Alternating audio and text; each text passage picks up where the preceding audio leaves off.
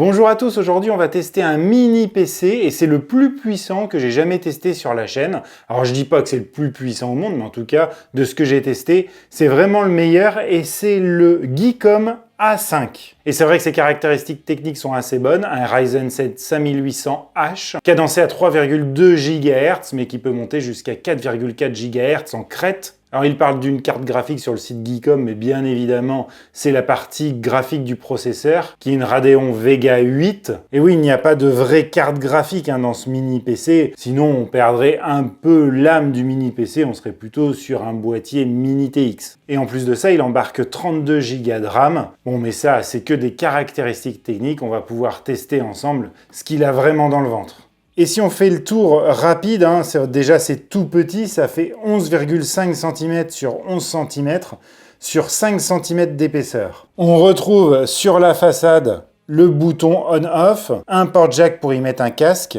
et deux ports USB 3.2 Gen 2. Sur la gauche, on y retrouve un emplacement pour y mettre une carte SD.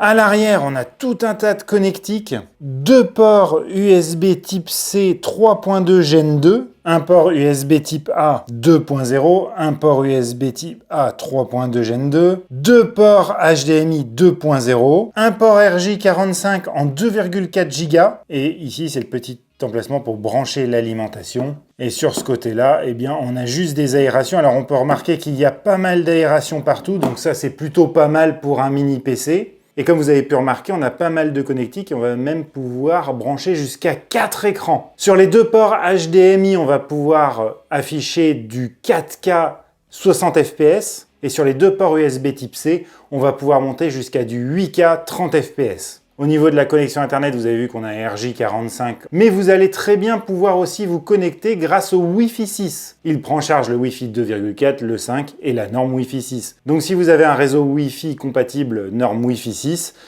ça vous fera un Wi-Fi très rapide. Et dans ce qu'on voit pas aussi, il prend en charge le Bluetooth 5.2. Il nous est livré dans cette boîte-là. Et on avait l'alimentation. Alors comme vous pouvez le voir, c'est toujours le problème avec les mini PC, c'est que l'alimentation est aussi grosse, voire plus grosse que le mini PC en lui-même. C'est une alimentation 120 watts, un câble HDMI 2.0, alors qui est plutôt petit, mais enfin bon, normalement c'est pour mettre derrière l'écran. Une notice d'utilisation, un support VESA pour pouvoir l'accrocher derrière votre écran et comme ça avoir plus rien sur votre bureau.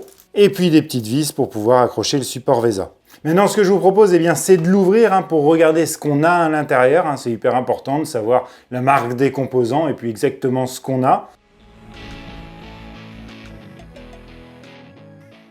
Voilà, il est ouvert et déjà, bonne surprise, je ne le savais pas, mais vous allez pouvoir ajouter un disque dur additionnel ou un SSD de 2,5 pouces. Ici, on va retrouver le SSD NVMe M.2 de 512 Go. C'est du Gen 3 de la marque Lexar. On va voir ce que ça donne quand on fera un Crystal 10 Mark au niveau de la vitesse d'écriture et de lecture. Et ici, on retrouve nos barrettes de RAM. Donc c'est bien, il y en a deux, c'est du Dual Channel de la marque Wooposit. Alors très honnêtement, je connais pas. Qui sont de la DDR4 à 3200 MHz. Donc ça, c'est plutôt pas mal et ça m'étonne toujours de voir un peu comment tout est rangé à l'intérieur. C'est quand même assez balèze, je trouve. Et sur le dessus, ici, je vais pas le démonter, mais on a un espèce de ventilateur comme vous avez sur les ordinateurs portables. Et maintenant qu'on a vu toutes ces caractéristiques techniques, je vais l'installer et puis on va regarder ce qu'on peut faire avec. Ça y est, je l'ai installé. Alors ça fait toujours un peu pieuvre parce qu'on a un tout petit PC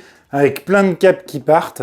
Alors bien sûr, moi je l'ai depuis quelques temps, je l'ai testé, j'ai installé Windows dessus, alors il était déjà installé, il n'y avait plus qu'à finir la configuration. En plus, ce qui est bien, c'est que le Windows est activé, donc il y a une clé valide. Et maintenant, ce qu'on va faire, on va démarrer, on va regarder en combien de temps l'ordinateur démarre. Allez, pop! Voilà, une douzaine de secondes, je verrai au montage, je mesure au montage, mais c'est quand même pas mal. Ça prouve qu'on doit avoir un SSD plutôt de bonne qualité. Et d'ailleurs, en parlant de SSD, on va tout de suite le tester. avec Crystal Dismark. Alors je suis désolé, hein, je filme l'écran de mon PC avec mon smartphone parce que je ne vais pas installer dessus un OBS ou quoi que ce soit qui pourrait réduire les performances quand on va faire les benchmarks. Et voilà les résultats, c'est vraiment pas mal. On est quasiment à 3500 mégabits par seconde en lecture et 3085 mégabits par seconde en écriture. Donc ça, c'est signe d'un SSD qui n'est pas premier prix. Les premiers prix, on tombe sur 800 mégabits par seconde par exemple en lecture. Donc c'est pour ça que le PC est plutôt véloce quand il vient à démarrer, que les applications se lancent vite. Donc ça c'est vraiment pas mal hein, pour un mini PC qui coûte à peu près 420 € au moment de son lancement. Alors il n'est pas tout à fait sorti sur le marché au moment où je fais le test, mais j'ai l'impression que c'est le prix auquel il va sortir. Donc ça c'est plutôt une bonne chose. Et d'ailleurs, eh bien ça rend la navigation et tout hyper fluide. Ouais, vous n'avez pas de souci de fluidité, tout s'ouvre assez rapidement. Si vous voulez faire de la bureautique, eh bien par exemple avec OpenOffice, vous allez voir que tout se lance très rapidement. Voilà, c'est quasiment instantané. Bon bah ça c'est dû en grande partie grâce à son SSD et à son CPU bien évidemment. Mais avant de tester les jeux, eh bien je voulais vous montrer aussi eh bien que pour regarder du contenu sur Internet, par exemple, on va regarder YouTube et on va lancer une vidéo de ma chaîne, eh bien c'est c'est quasiment instantané, hein, ça charge super vite. En même temps, là je suis pas en RJ45, je suis en Wi-Fi 6 hein, sur mon système de chez Mercusys et vous voyez que je suis en 4K et il n'y a aucun problème pour la lecture. Voilà. Hop, ça charge très vite. Donc vous avez vu, hein, la fluidité de l'interface est quand même assez top. Maintenant, on va passer un petit peu dans les autres benchmarks. Hein. On va essayer un 3D Mark pour voir quelle note il a. Alors là, vous voyez, il s'excite un petit peu et du coup, le ventilateur, même si Geekom met en avant qu'il est plutôt silencieux, on l'entend quand même. Hein. Je vais essayer de vous faire écouter. Et là, en consommation énergétique, on est à 30 watts. Allez, je lance le 3D Mark TimeSpy. Bon, et pendant le 3D Mark, hein, on monte quasiment à 50 watts de consommation. Et voilà le résultat, donc on est sur un score global de 1636, alors forcément, hein, c'est pas exceptionnel, hein, on reste sur un mini PC.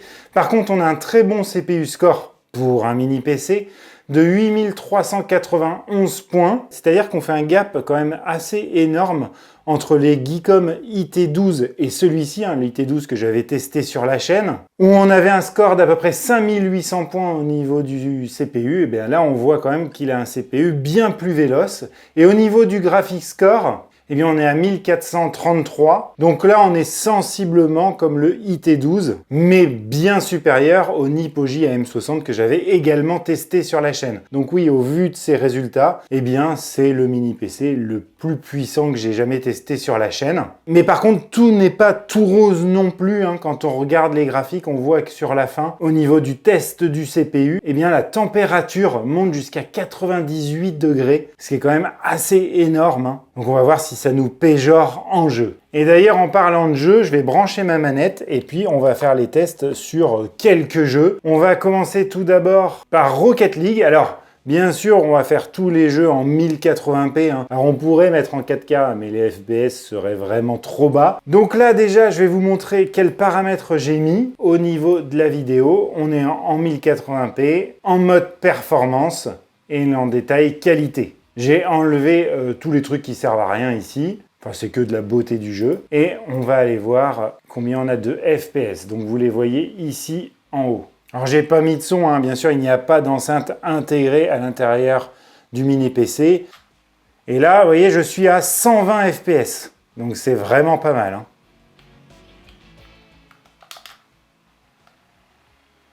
Là, je descends à 80. On voit quand même que le GPU est utilisé à 96%, par contre le CPU qu'à 8%. Mais on est quand même à des températures assez élevées. 83 degrés au niveau du GPU et 85 au niveau du CPU. On va voir si ça monte. On va finir la game. On est à 100 FPS, hein, on tourne super bien. Voilà, maintenant qu'on a testé Rocket League et que ça marche super bien, je vous propose GTA V. Donc je vous montre la qualité graphique que j'ai mis, tout en normal. Et puis au niveau des graphismes avancés, j'ai tout désactivé. En 1080p, bien évidemment, et on va lancer le test. Vous remarquerez encore que mon CPU est à 92 degrés. Hein. Alors il est en train de refroidir ici. Et franchement, j'ai été relativement surpris. Hein. On est globalement à plus de 60 fps, 65, 70, même 80 par moment. Vous voyez, là on est à 90. Donc vous pourriez même modifier les réglages pour avoir un GTA un peu plus beau. Là je suis parti plutôt sur la jouabilité. Alors ça n'a rien de bluffant pour un PC de bureau, mais pour un mini PC c'est quand même assez élevé. Donc pour GTA c'est validé. Même si c'est pas un PC gamer, vous allez pouvoir jouer dans de bonnes conditions. Et maintenant au niveau de Fortnite. Je me suis mis bien évidemment en 1080p, pas de synchro vertical, taux de rafraîchissement illimité, bon c'est pour ça qui nous intéresse. Voilà, j'ai mis tout en moyen, sauf la géométrie que j'ai mis en faible. Allez, on va mettre en élevé parce qu'on est trop fort. Et j'ai dû mettre en mode de rendu, j'ai mis performance. Bon alors ne jugez pas, hein, je joue jamais à ça. Hein. Voilà, dans la zone d'attente, on est à plus de 100 fps. C'est fluide, c'est pas si moche. Et donc là on est dans le bus, 100 fps. Mon CPU m'inquiète, on est à 95 degrés. Mais vous voyez, j'ai pas de chute de fps pour ça, hein. 96 degrés maintenant. Là je descends à 60 fps. On va voir ce que ça donne au sol. 117 fps. Avec des petites chutes à 60. 163 fps. Ah la vache, bon après c'est vraiment pas stable. Hein. Ben voilà, hein, Fortnite à plus de 100 fps. Alors bien sûr en mode performance, hein, mais franchement, ouais ben voilà, vous pouvez jouer correctement dans de bonnes conditions, pas avec un graphisme exceptionnel, mais pour moi c'est largement validé. Mais après, tout n'est pas exceptionnel non plus, puisque si on lance Tomb Raider, je vous montre les graphismes que j'ai mis, j'ai tout coupé, hein, les choses les plus importantes. Le graphisme, j'ai mis tout en non. La qualité des textures en bas, la profondeur de champ, tout ça, tout est au minimum. Et si je lance un benchmark, vous allez voir que c'est pas formidable non plus. Alors vous allez pouvoir jouer, mais bon, dans des conditions qui sont quand même pas terribles. Et donc là, c'est sans appel, on est à 28 fps. C'est vraiment pas ouf, limite injouable. Donc là, par exemple, dans ce cas-là, vous évitez. Donc voilà pour les jeux, et on peut se rendre compte quand même qu'on peut pas mal jouer. Hein. Donc pour l'instant, il est plutôt polyvalent. Ce que je vous propose maintenant, c'est d'essayer de faire un peu de montage vidéo et de voir si ce PC peut faire du montage. Donc on va faire du montage en 4K, hein, parce que je suis sûr qu'en 1080p, il est capable de le faire. J'importe mon fichier. Et là, bon voilà, la 4K, ça fonctionne impeccable. Mais bon, une ligne de 4K, ça va, mais on va en rajouter plusieurs. Et on va voir si ça rame pas trop. Eh ben, c'est fluide. C'est pas mal. Donc on est capable de monter des vidéos en 4K. Donc c'est assez surprenant. Ce qu'on va faire, je vais faire un petit export. On va regarder le temps que ça met. Donc là, vous voyez, j'ai 45 secondes de vidéo. On va voir combien de temps ça prend. Là, on va exporter en 4K. Et ben c'est vachement rapide. Et ben du coup, c'est vraiment une bonne surprise, hein, ce Geekom A5. Et on voit que son microprocesseur est quand même plutôt bon. Hein. D'ailleurs, c'est pour ça qu'il fait tourner pas mal tous les jeux compétitifs. Après, il a plus de mal avec les jeux en 3D. On l'a vu avec Tomb Raider. On peut faire de la bureautique sans aucun problème, on peut regarder du contenu multimédia sans aucun problème non plus, et on peut même faire du montage vidéo en 4K. Alors là, c'est assez bluffant. C'est le premier qui arrive à me faire aussi bien tout ça. Par contre, je mets quelques bémols. Je trouve que le 5800H a tendance à beaucoup chauffer et que le système de refroidissement n'a vraiment du mal à le refroidir. Et du coup, ce qui fait que le ventilateur a tendance à tourner tout le temps à fond. Là, par exemple, pourtant je ne fais rien, il est en train de tourner très fort. On n'atteint pas les 100 degrés, mais on s'y approche dangereusement. Mais au final, je trouve que pour 420 €, alors attention, 420 €, c'est une somme. On commence à être en compétition avec des PC gamers d'occasion. Mais ça va pas être la même chose. Là, on va plutôt le mettre sur des petits espaces ou à côté d'une télé pour avoir une espèce de passerelle multimédia. C'est pas que orienté gamer. On va dire que c'est un plus qu'il puisse faire tourner des jeux. Dites-moi en commentaire ce que vous en pensez. Est-ce que vous trouvez que c'est trop cher, pas assez cher? Est-ce que j'aurais dû faire des tests que je n'ai pas fait là? Je vous remercie d'avoir regardé la vidéo jusqu'au bout et je vous dis à très bientôt sur Vintech pour de nouveaux tests domotique et tech. Allez, ciao!